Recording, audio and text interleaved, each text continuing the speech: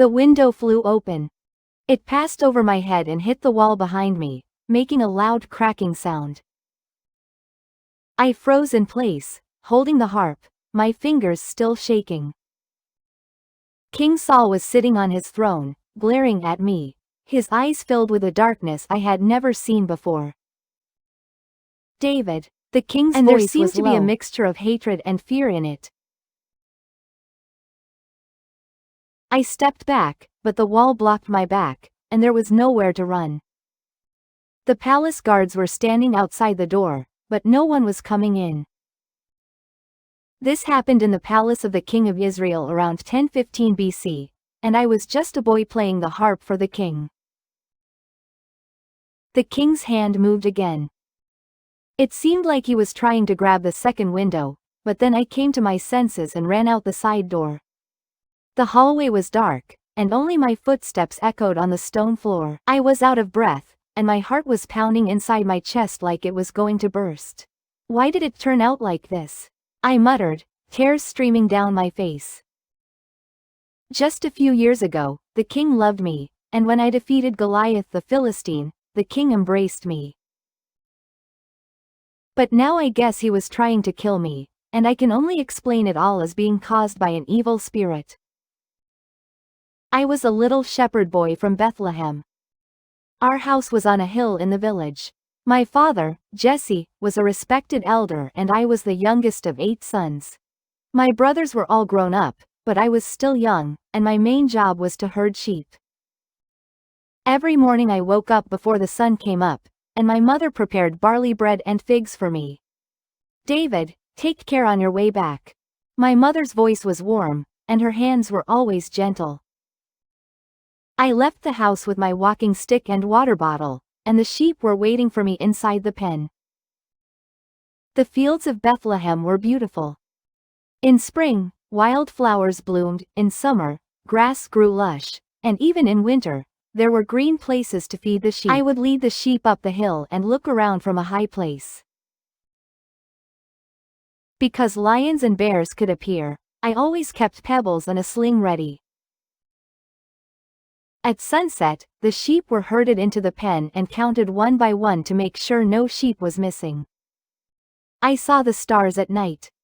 The night sky of Bethlehem was filled with stars, and I played the harp and praised God. "The Lord is my shepherd," they sang the song, and the sound of music filled the night air. It was peaceful back then. The sheep were resting comfortably, the wind was gentle, and my heart was filled with the assurance that God was with me. One day the prophet Samuel came to Bethlehem. The whole village was in an uproar. It was the first time the prophet had come to our village. My father called me urgently, and I ran from the field. "David, wash quickly and put on clean clothes." My father's voice was urgent. What was going on. I quickly got ready and went inside the house. All the brothers were gathered together. Eliab, Abinadab, Shammah, and the rest of his brothers stood in a line. And the prophet Samuel examined them one by one. The prophet was old, but his eyes were sharp, and he held a horn of oil in his hand. The eldest brother, Eliab, stepped forward. My brother was tall and handsome, and one of the bravest warriors in the village. "This is definitely the guy," I thought to myself, and it seemed like other people thought the same thing. But the prophet shook his head. No, Jehovah did not choose him. The prophet's words were firm, and the older brother withdrew. Abinadab stepped forward, but it was no use, and so was Shammah. All 7 sons passed by, but the prophet continued to shake his head. "Are these all your children?" the prophet asked his father, and the father hesitated for a moment. "There is still the youngest, but he is herding sheep," the prophet said to his father. "Send and bring him to us. For we will not sit down until he comes." The paper ran and called me, and I came quickly. When I opened the door and stepped in, all eyes were on me. I was still wearing clothes that smelled like sheep, and my face was sunburned. The prophet looked at me, and his eyes seemed to light up. "This is the child," the prophet's voice rang out, and I couldn't understand what he was saying. The prophet approached me holding a horn of oil. "Come forward, David." I stepped forward with trembling. Oil was poured on my head. It was warm and fragrant, and it flowed down my forehead. "The Lord has chosen you to be king over Israel." The prophet's proclamation filled the room, and I felt like my breath was taken away. A king? How could a shepherd like me become king? But at that moment, something came into me. It was the Holy Spirit. My heart felt warm, my whole body felt energized, and I was filled with unprecedented courage and confidence. The prophet put his hand on my shoulder and said, "Do not be afraid, for the Lord is with you." From that day on, my life began to change. After a while, a man came from King Saul. The king was suffering from an evil spirit and was looking for someone who could play the harp well. My subjects recommended me, and my father sent me to the palace. "David, serve the king well. And God will be with you." With my father's blessing, I set out on my journey, carrying bread, wine, and a young goat on my donkey. It was a long way to Gibeah. I walked for 3 days, sleeping in the fields at night and walking without stopping during the day. When I saw the palace, my heart started beating fast.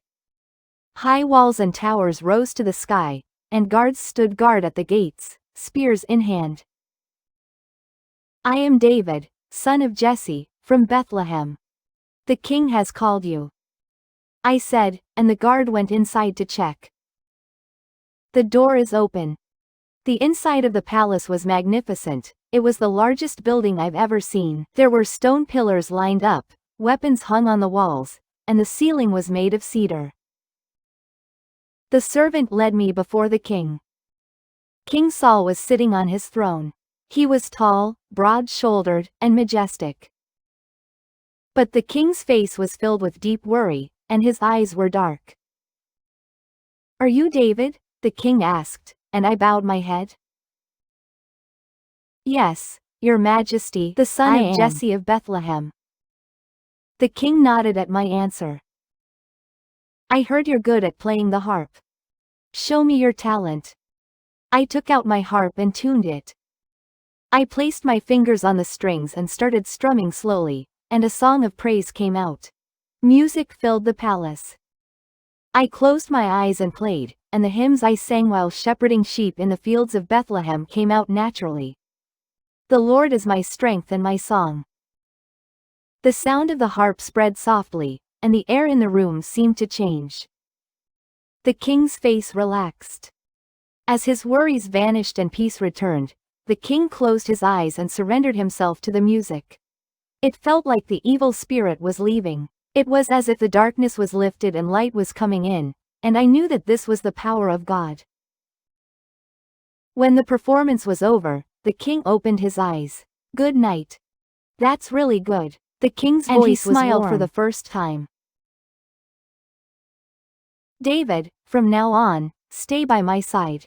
Whenever I am in trouble, you play the harp for me." I lived in the palace. He became the king's attendant, and played the harp whenever an evil spirit tormented the king. The king liked me. "David, you are a special child." The king spoke and patted my shoulder. Prince Jonathan also took a liking to me, and we quickly became friends. "David, you are brave. You will be great someday." I shook my head at Jonathan's words. "I'm just a shepherd, your majesty." But Jonathan smiled and took off his outer garment and gave it to me. "Take this. We are brothers." Such peaceful days continued.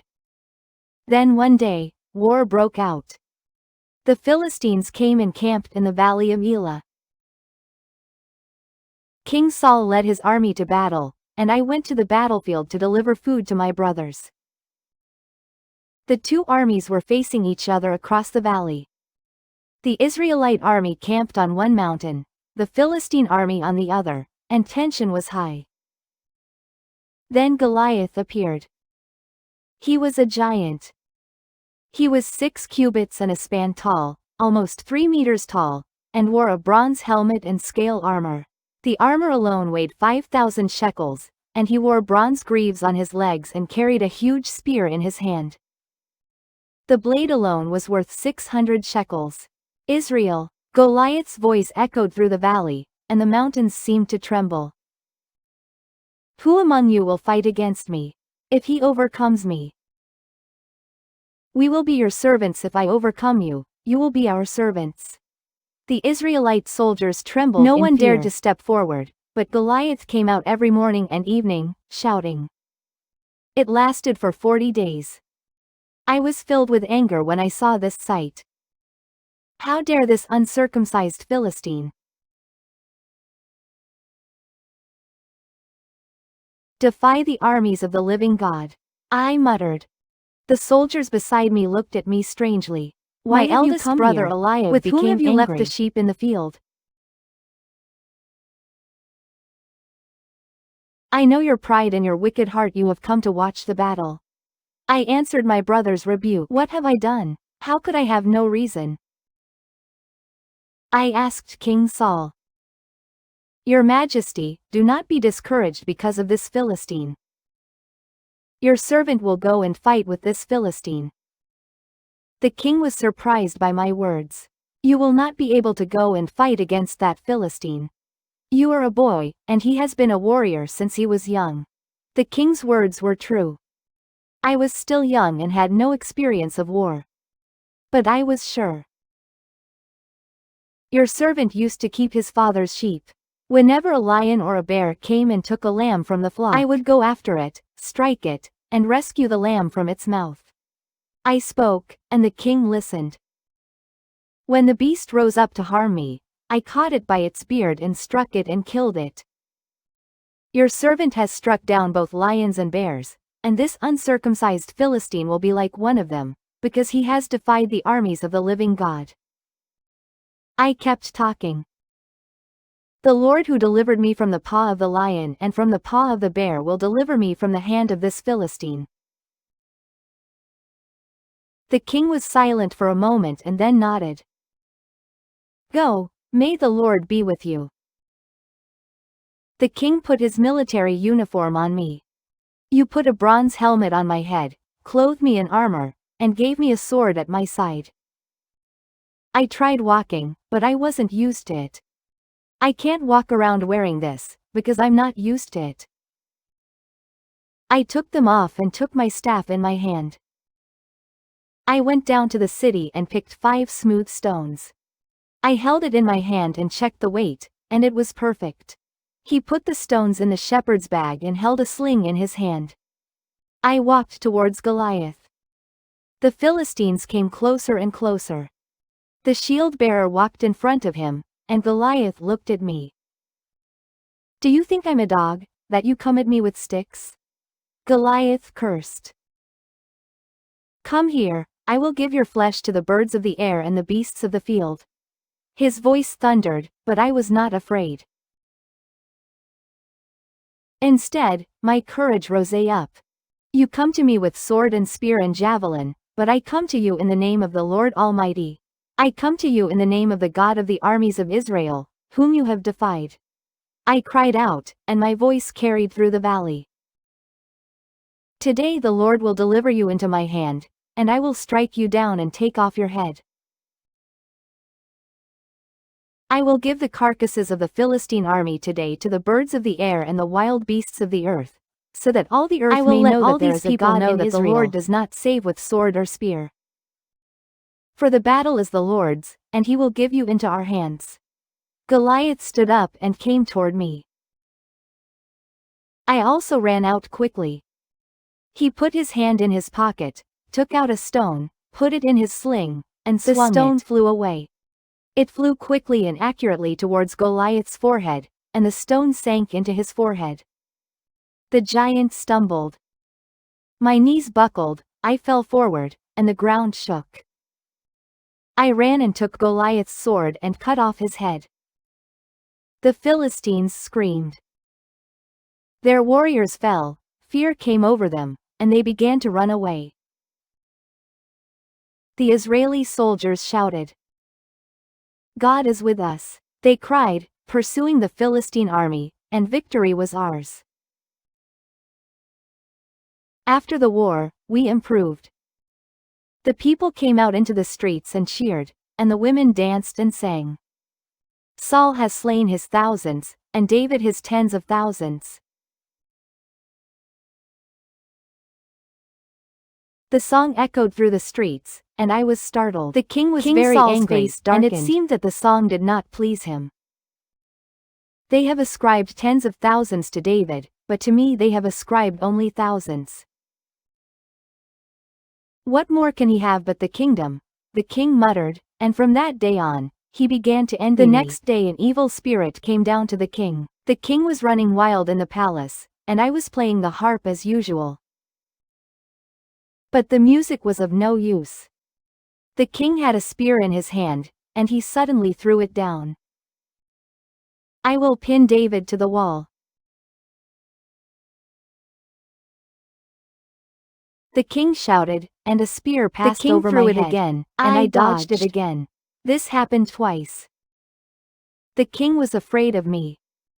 Because the Lord was with me and the king had left me, the king made me a commander of 1,000 and sent me out of his presence.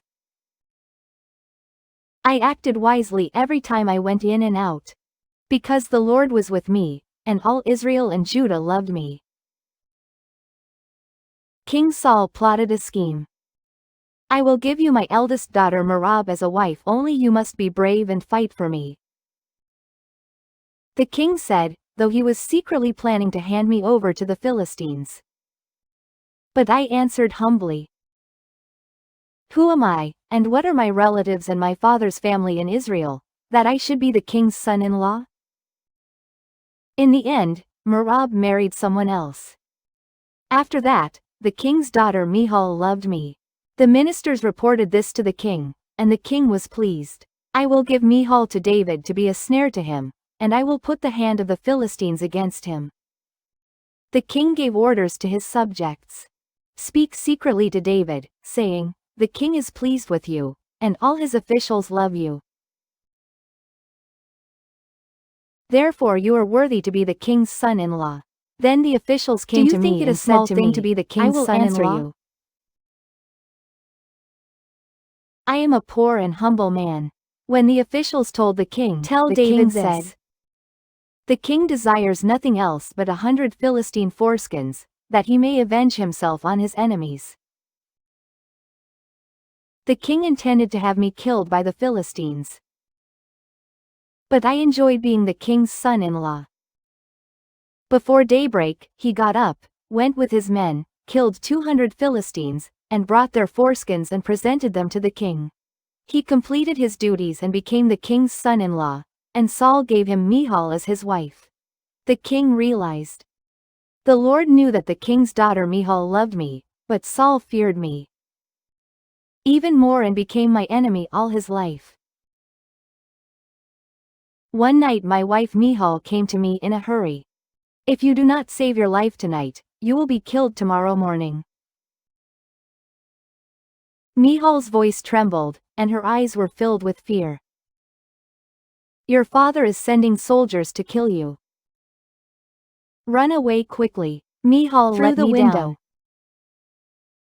I ran through the darkness of the night and didn't look back. Michal stayed home and put the idol on her bed, putting a pillow of goat hair under her head to make it look like she was sick. When the messengers from Saul came in the morning, Michal said, "He is sick." The messengers returned and reported, but the king sent again and said, "Bring him to me in his bed, that I may kill him." When the lions entered, they saw the idol on the bed, and I had already run away. I later heard that the king was angry with Michal. "Why have you deceived me like this and let my enemy escape?" the king asked. Michal answered. "He said to me, 'Let me go, why should I kill you?'" I ran away to Ramah and went to Samuel. I told the prophet everything and told him everything Saul had done to me. The prophet comforted me. Do not be afraid, David. The Lord will protect you. We went to Naioth and stayed there, staying with the disciples of the prophets. Saul heard that I was in Naioth, Ramah. The king sent messengers to capture me, but when the messengers saw the group of prophets prophesying, the Spirit of God came upon them. They also began to prophesy. Saul sent other messengers, and they also prophesied. I sent it a third time and they did the same. The king himself has come. On his way to Ramah, he came to a large well and asked, "Where are Samuel and David?" Someone answered, "I am in Ramah Naioth." When the king went there, the Spirit of God came upon him. The king began to prophesy as he walked, and he prophesied until he came to Naioth in Ramah. The king took off his clothes and prophesied before Samuel.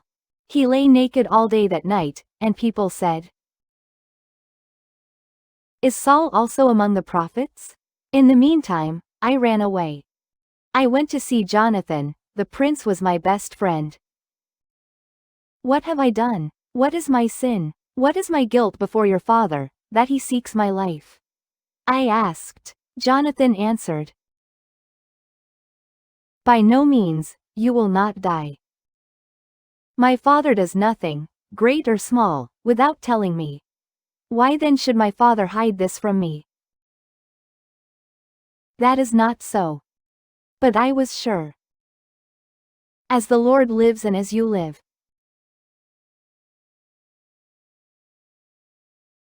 There is but a step between me and death. Jonathan decided to help me because he loved me like his own life. We made a plan. Tomorrow is the first day of the month, and if I don't sit at the king's table, the king will ask questions. Jonathan, when your father asks for me, you shall say to him, David asked me to hurry to his city Bethlehem, because it is time to offer the yearly sacrifice there for all his family. If he is pleased, your servant will be in peace, Jonathan, but if not, if he is angry. You know that evil is what my father intends. So please, you made your servant swear an oath to me before the Lord. If there is guilt in me, kill me yourself. Why should you take me to your father? I pleaded. By no means, Jonathan answered. If I knew for sure that my father was determined to harm you, wouldn't I tell you? We went out into the field. Jonathan said, "The Lord, the God of Israel, testifies that if I search out my father about this time, tomorrow or the third day, and if David's intentions are good, shall I not send and tell you? But if my father intends to harm you, and I do not tell you, so that you may go in peace, may the Lord do so to me." Jonathan, and more also. Jonathan's voice was serious, and tears were in his eyes. It's the first day of the month. The king sat down to eat, sitting as before on his seat by the wall, with Jonathan opposite him and Abner next to Saul. But David's place was empty. The king didn't say anything that day. I thought, something must have happened to him that made him unclean. The next day, David's place was empty again. Saul asked his son Jonathan, "Why hasn't the son of Jesse come to the table yesterday or today?" Jonathan answered, "David begged me to let him go to Bethlehem, and said, 'Please let me go. My family is going to hold a sacrifice in that city, so my brother has commanded me to come. If I have found favor in your eyes, let me go and see my brothers.' So he did not come to the king's table." Saul was angry with Jonathan.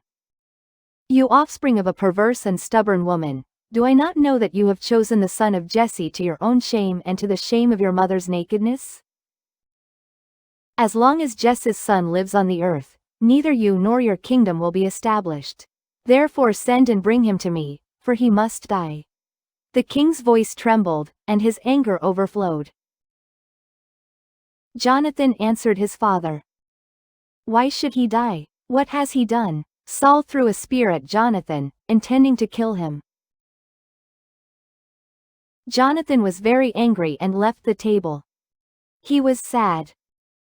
Because he knew that his father had decided to kill David, he was ashamed of having dishonored David. It's morning. Jonathan took the young boy and went out into the field at the appointed time. Jonathan said to the child, "Run and find the arrow I am shooting."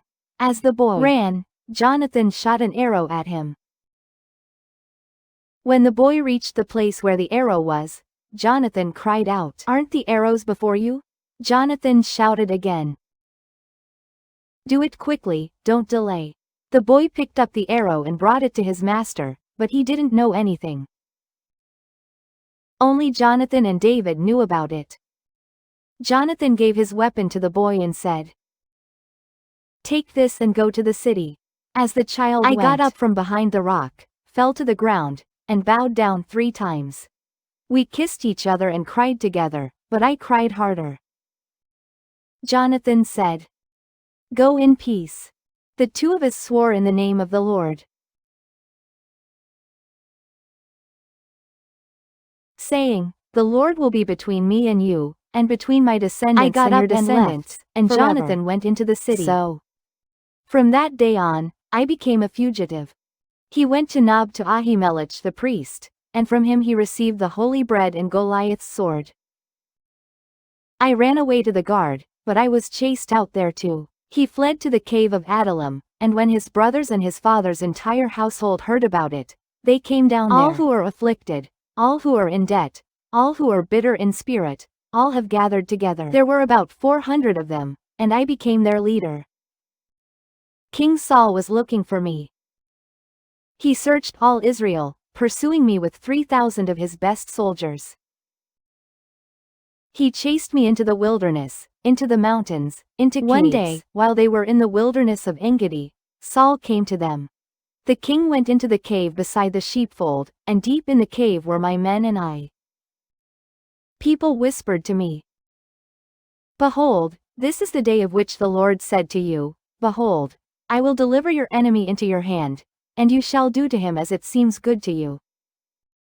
I got up and secretly cut off the corner of Saul's robe. But then I was stabbed in the heart. I told my people, "The Lord forbid that I should do this thing to my master. The Lord's anointed, by putting out my hand against him, for he is the Lord's anointed." I spoke to them to stop them from harming Saul.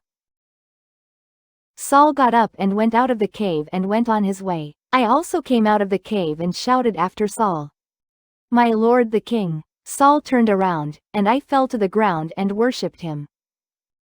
Why do you listen to the people who say that David seeks your harm? You must have known today that the Lord delivered you into my hand in the cave. Some said to me, "Put thee to death," but I spared thee. And said, "I will not put out my hand against my Lord, for he is the Lord's anointed." I showed him the hem of Saul's cloak that I had in my hand. "My father, look, see the hem of your robe." Since I did not kill the king but only cut off the edge of his robe, you know that there is no evil or transgression in my hands. The king seeks my life, but I have not sinned against him. My voice trembled and tears flowed down my face. King Saul wept. "Is this your voice, my son David?" The king cried out, lifting up his voice. "You are more righteous than I. I repaid you with evil, but you repaid me with good. You have shown yourself kind to me today. You delivered me into your hand, yet you did not kill me." When a man meets his enemy, will he let him go in peace?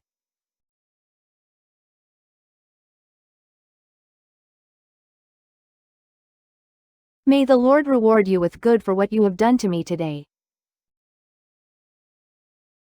Behold, you shall surely be king. He knew I would be king, and the kingdom of Israel shall be established in your hand. The king Therefore approved. swear by the Lord. I swore to Saul that you would not cut off my descendants after me or destroy my name from my father's house. Saul returned to his home, and I and my men went up to the fortress. But peace didn't last long. After a while, Saul began to pursue me again and came to the desert of Ziph. I sent spies to check, and entered Saul's camp at night. He went with Abishai, and there in the middle of the camp lay Saul, sleeping, with his spear stuck in the ground near his head. The abbot whispered, "God has delivered your enemies into your hand today. Please let me strike him in the ground with my spear just once, so that I will not strike him a second time." But I stopped it. Do not kill. Can anyone stretch out his hand against the Lord's anointed and be guiltless? I only took the spear and the jug of water that were at Saul's head. No one saw it, no one realized it, no one woke up, because they were all asleep. I shouted from the top of a distant mountain, "Here are the king's spear and his water jug." Saul recognized my voice. "Is this your voice, my son David?" the king asked, and I answered, "My lord, my king, this is my voice." I kept saying, "Why does my lord pursue his servant?"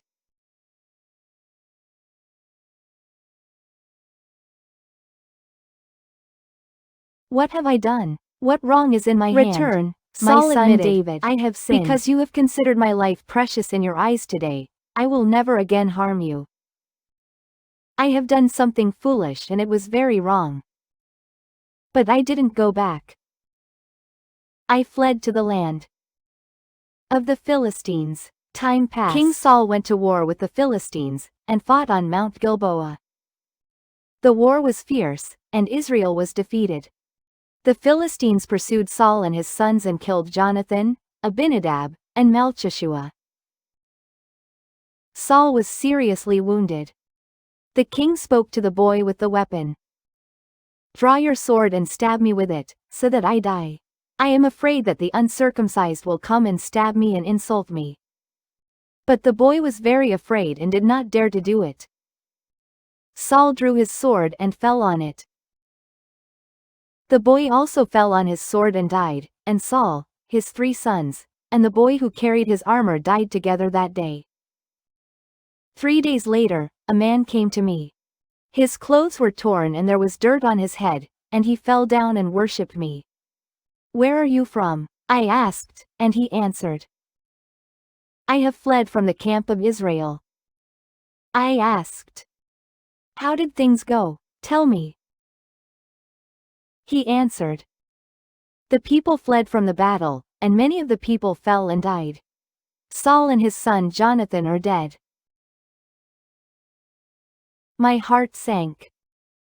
I tore my clothes and wept in sorrow. And they fasted until evening, for Saul and his son Jonathan, and for the people of the Lord and for the house of Israel. I wrote a song. "Israel, your glory is slain on your mountains. Oh, how the 2 warriors have fallen. Saul and Jonathan, they loved each other while they were alive, and in their death they were not separated from each other." The tears wouldn't stop. I am the king now. He was anointed in Hebron and became king of Israel and Judah. He conquered Jerusalem and made it his capital, which is called the City of David. He built a palace, brought the Ark of the Covenant, and governed the people. But I can't forget King Saul. He was my enemy, but he was Jehovah's anointed, and he once loved me. I miss Jonathan too. He was my soulmate, and every time I sing for him, I cry. I learned something. Vengeance belongs to God, and we must wait patiently. When Saul tried to kill me, I could have killed him too. I had 2 chances, but I didn't touch it. Because striking the Lord's anointed was an act of rebellion against God. God accomplishes everything in its own time. It was God's timing that I became king and that Saul fell. We must know how to wait. Don't take revenge, don't hate, leave it to God. My grandchildren ask me. Grandpa, was King Saul a bad man? I shake my head. He was God's chosen king and was once a great leader. But he turned away from God. Because of pride and disobedience, do not be proud, but be humble. Fear God and obey his word. Even a king is not higher than God. And obedience is more important than power. The sky over Jerusalem is dyed red, and I stand on the roof of the palace and pray to God. Thank you, Jehovah. You made me king from a shepherd and delivered me from all dangers. Remember King Saul and Jonathan, and let them carry out their duties as kings. Humbly and not with pride. It was a soft, warm breeze, like God's answer. Peace came to my heart and I gained confidence. God is faithful, his plan is perfect. And we just have to trust in him and live.